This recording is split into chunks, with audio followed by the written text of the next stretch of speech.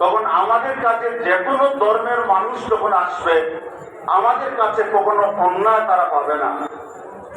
আর যখন আমাদের কাছ থেকে তারা সুবিচার পাবে, ন্যায় পাবে, বরং আমাদের কাছ থেকে তারা সেবা পাবে, তখনই ইসলামের প্রকৃত যে উদ্দেশ্য, যেটা মানুষকে সেবা করা, পৃথিবীতে শান্তি প্রতিষ্ঠা করা, সেটা আদায় করা হবে।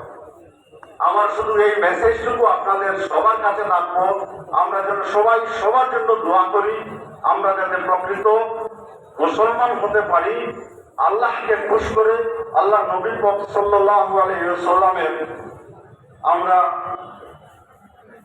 সুন্নত মেনে যেখানে যে আছি আমাদের কাজ যেন আমরা আদায় করতে পারি।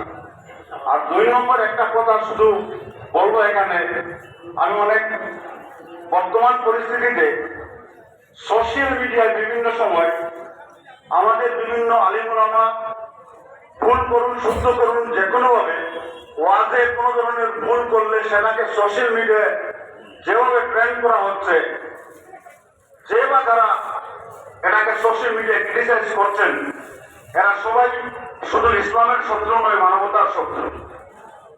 আপনারা এখানে সবাই একটা লিডিং ভূমিকা নেন।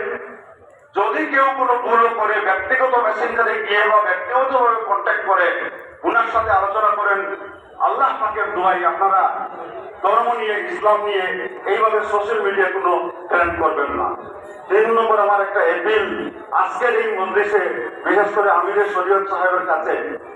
আমাদের ইসলামের বিভিন্ন সংগঠন আছে বিভিন্ন নামে, আমরা জানি জমিয়ত উলামায়ে হিন্দ, নদওয়াতুত তামিল, আহলে সুন্নাতুল জামাত বা তবলিগি জামাত, যদিও এইভাবে সংগঠিত না হলেও ঘরে ঘরে কাজ করে সবাই সমাজের জন্য, দিনের জন্য, মানুষের উপকারের জন্য বিভিন্ন কাজ করে আসছে।